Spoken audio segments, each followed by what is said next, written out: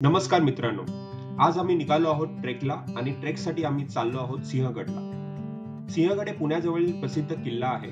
शहराजवळ असल्यामुळे पर्यटकांचा आणि ट्रेकर्सचा आवडता किल्ला आहे. सिंहगड किल्ल्यावर जाण्यासाठी दोन पर्याय आहेत. पहिला पर्याय की तुम्ही सिंहगड किल्ल्यापर्यंत गाडीने प्रवास करू शकता किंवा दुसरा पर्याय गडाच्या पायथ्याकडून ट्रेक करत सिंहगडावर पोहोचू शकता. आज आम्ही ट्रेकचा प्लॅन बनवला आहे. तर आम्ही निघालो आहोत सिंहगड पायथ्याजवळ अटेकर वस्तीकडे, जिथे पार्किंगची चांगली सोय आहे. चला तर पाहूया कसा होतो आजचा आमचा हा ट्रेक.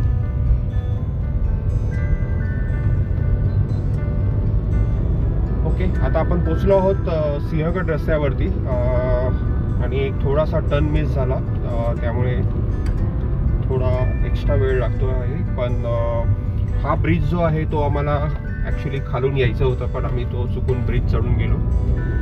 पण ठीक आहे, छोट्या मोठ्या गोष्टी होत राहतात. आणि आता आम्ही सध्या पोचणार आहोत 7:10 आहे आणि सकाळ अजून झालेली नाही आहे, पण मॉर्निंग ट्रॅफिक थोडी दिसायला लागली आहे. सो बेटर आहे की अर्ली मॉर्निंग जेवढं येता येईल त्यावेळेस इथे यावं. आणि प्रिफरेबली शनिवार मी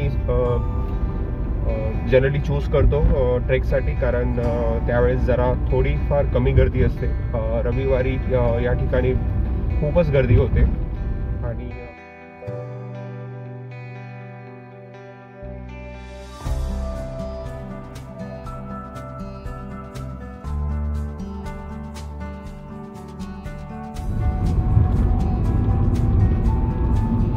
ते तुम्ही पाहू शकता की इथे रस्ते सगळे कॉन्क्रीट आहेत आणि गेल्या काही वर्षात खूप चांगली डेव्हलपमेंट झालेली आहे रस्त्यांची. बहुतेक ऑलमोस्ट 4 लेन्स रस्ते आहेत खूप ठिकाणी. मध्ये काही ठिकाणी गाव येते जिथे थोडे नॅरोज होतात आणि त्यापुढे रस्ते खूप चांगले आहेत. खडकवासला डॅम आपण मगाशी पाहिलं, तिथे साधारणतः तो खूप फेमस टुरिस्ट स्पॉट आहे आणि त्यामुळे तिथे खूप गर्दी होते. म्हणजे आपण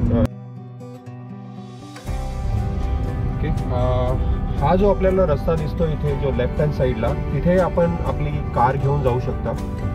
आणि आपल्याला जर ट्रेक करायचं असेल तर हा सरळ रस्ता आहे. जर इथे तुम्ही आला तर इथे जे प्रायव्हेट व्हेकल्स आहेत जे तुम्हाला वरती गडापर्यंत पोहोचवतात, स्वतःची व्हेकलसुद्धा तुम्ही घेऊन जाऊ शकता.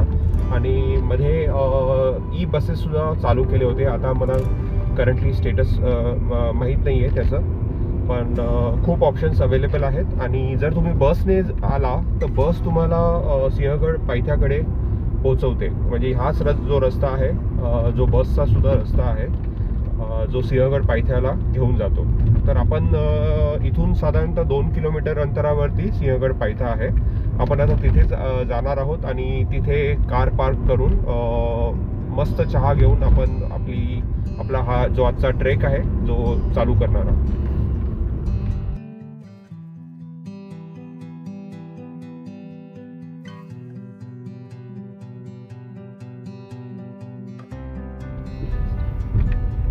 तर तुम्ही इथे पाहू शकता की आम्ही आता पोचलेलो आहे सिंहगड पायथ्याजवळ आणि इथे पार्किंगसाठी चांगली सोय आहे. आम्ही नेहमी इथेच पार्क करतो.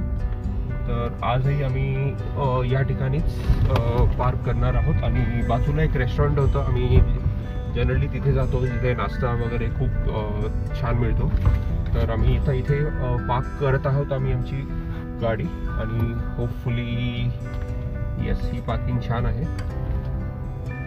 तर आम्ही आता मस्त ब्रेकफास्ट करणार आहोत, चहा वगैरे, आणि त्यानंतर आम्ही आमच्या ट्रेकला सुरुवात करणार. आम्ही सुरुवात केली आहे. आता साधारणतः 7:30 वाजलेले आहेत. ब्रेकफास्ट झालेला आहे आणि आम्ही आता इथून सुरू करत आहोत आमचा हा ट्रेक. सिंहगडचा ट्रेक हा सिंपल टू मीडियम कॅटेगरीमध्ये येतो. हा ट्रेक साधारणतः 1 ते 2 तासामध्ये तुम्ही पूर्ण करू शकता. अर्थात हे तुमच्या फिटनेसवर आणि तुमच्या उद्देशावर अवलंबून आहे. आम्ही फॅमिली बरोबर आलो आहोत आणि आम्ही काहीही वेळेचा उद्देश ठेवला नाही. निसर्गाचा आनंद घेत फॅमिली बरोबर गप्पा मारत आम्ही आमचा ट्रेक सुरू ठेवला. येथे जागोजागी कचऱ्यांसाठी डस्टबिन ठेवलेले आहेत आणि आपण याचा वापर जरूर केला पाहिजे. ते डस्टबिनवर विविध पक्ष्यांचे फोटो आणि माहिती दिलेली आहे आणि या प्रवासात त्यातले काही पक्ष्यांचे दर्शनही आम्हाला मिळाले. इथे चालताना आपल्याला विविध पक्ष्यांचे आवाज येतात, विविध प्रकारची झाडे आणि फुलेही पाहायला मिळतात. हे रस्त्यामध्ये स्थानिकांनी भरपूर स्टॉल्स बनवले आहेत, जिथे तुम्ही क्षणभर विश्रांती घेऊ शकता. लिंबू सरबत, पाणी, काकडी यासारखे पदार्थ विकत घेऊन तुम्ही त्याचा आनंदही घेऊ शकता. गड किल्ले हे पवित्र स्थान आहे आणि प्रत्येक पर्यटकाने याचे भान ठेवले पाहिजे. जसे आपण देवळात पावित्र्य राखतो, त्याप्रमाणे येथे येणाऱ्या प्रत्येक पर्यटकाने जबाबदारीने वागले पाहिजे. गडावर कुठेही कचरा होणार नाही याची काळजी घेतली पाहिजे.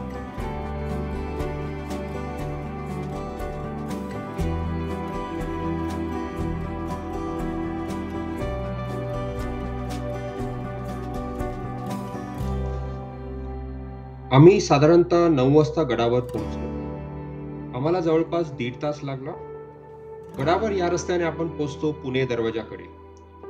इथे नकाशाही दिला आहे, जो आपल्याला इथल्या स्थळांची माहिती देतो. तसं पाहिलं तर हा संपूर्ण परिसर आपण 1 तासात कव्हर करू शकतो.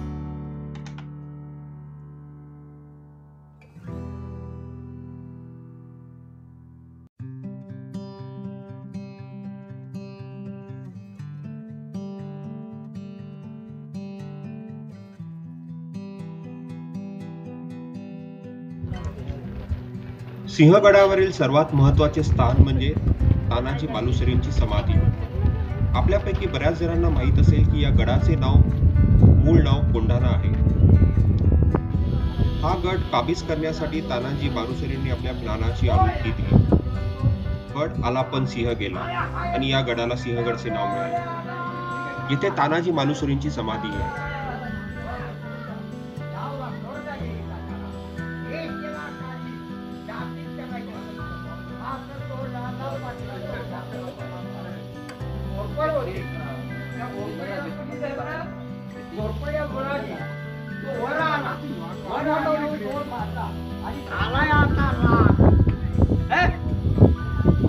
शेऱ्यावर वार तुझे भाज होता नृत्य करतो द्या मग महाराज आले. तानाजी उजे भाजे वार केला त्याला आत तोडला आणि खाली पळायला. कारे नवीन भाग गोऱ्या पोराला ताबीचा मामाच्या साठी हात त्याच्या उडीला.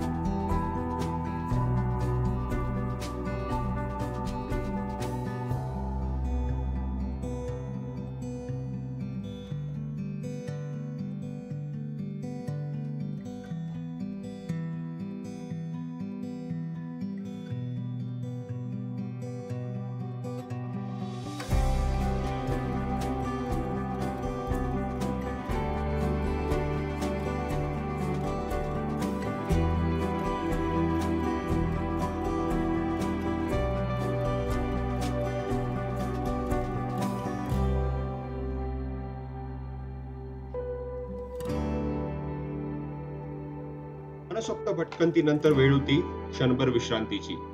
इथे सावलीत बसून आम्ही थोडा आराम केला आणि नंतर इथल्या स्थानिक पदार्थांचा आनंद घेतला.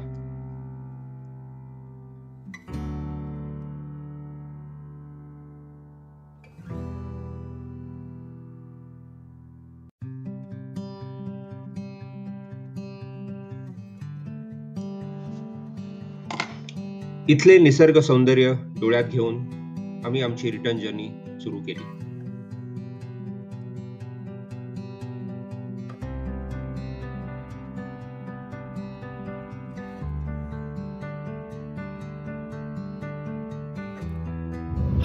ऑल राईट, सो आम्ही आलो आहोत आता गड सर करून आणि आता वाजले आहेत 1:45 आणि 1:45 वाजता आम्ही ॲक्च्युली आल्यानंतर खूप सारं कोल्ड्रिंक्स प्यालो, पाणी प्यालो, कारण सकाळी तर खूप थंड होतं पण आता दुपारी ऑलमोस्ट 35 डिग्री टेम्परेचर आहे.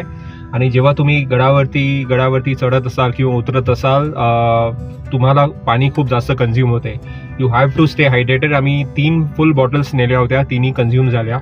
तिथे एक्स्ट्रा बॉटल गेली, ती सुद्धा संपली. आणि खाली आल्यानंतर आम्ही सुद्धा कोल्ड्रिंक्स वगैरे भरपूर आम्ही लिक्विड द्रव्य घेतलं.